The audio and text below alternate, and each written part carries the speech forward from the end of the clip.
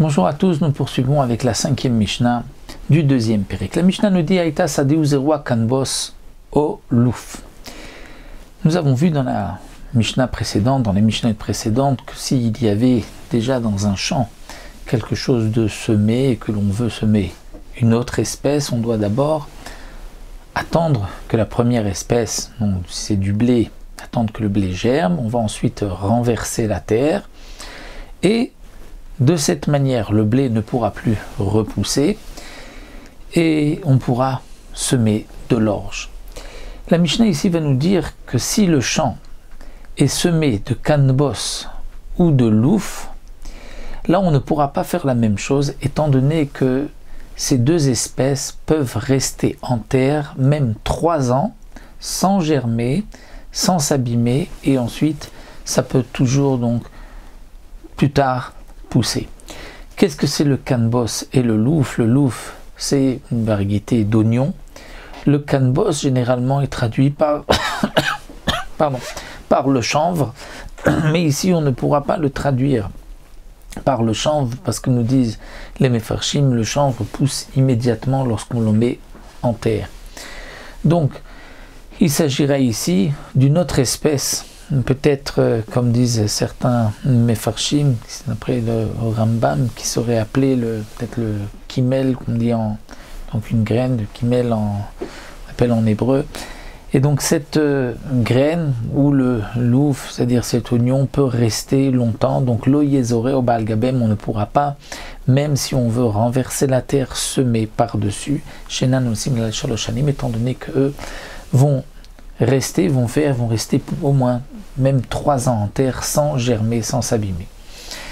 La Mishnah continue, Tvoa shaluba sfiré isatis. Si nous avons une récolte, donc un champ où il y a du blé qui a été semé et a poussé au milieu des sphirés, c'est-à-dire des graines qui ont poussé toutes seules, de isatis. Isatis c'est une plante, dit le Barthénora, qui a une couleur bleue.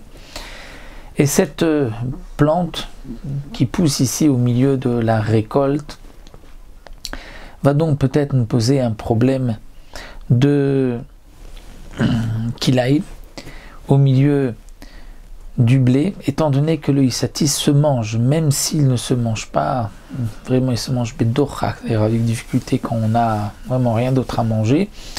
Donc il nous pose problème, il y a un problème de kilaïm, mais d'un autre côté, le propriétaire n'est pas intéressé d'avoir au milieu de son champ de blé ces sphirés de isatis. Donc sphiré, Barthénora donne 2 explications, ou bien lorsqu'on le coupe une première fois ça repousse et c'est appelé sphire, ou bien si ça a poussé par des graines qui sont tombées au moment où on les avait coupées, ça s'appelle aussi sphiré. Donc les sphirés de isatis qui ont poussé au milieu de la récolte,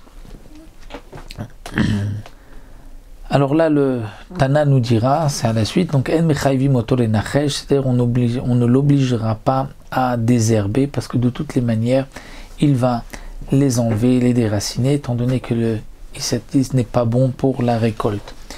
De même, la Mishnah nous dit, makom agranot, même l'endroit des granotes. L'endroit des granotes, là où les granges, c'est là où on avait l'habitude d'écraser la récolte. Et donc, à cet endroit, si Alou Baem Mini Marbe, il y a plusieurs espèces, plusieurs sortes de graines qui ont poussé. Étant donné que l'on va là-bas écraser la récolte, parfois il y a des graines qui restent et avec le temps ça pousse.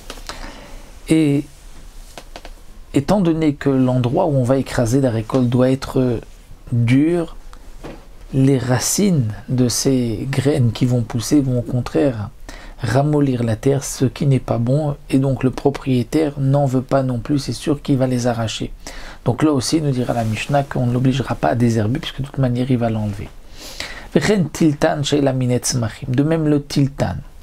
Le tiltan, c'est-à-dire s'il y a un champ de tiltan. Le tiltan, c'est une espèce, en hébreu, c'est le chilbé. Entendu peut-être en français le fenu grec, parce qu'il est rapporté dans les traductions Targum Alaz.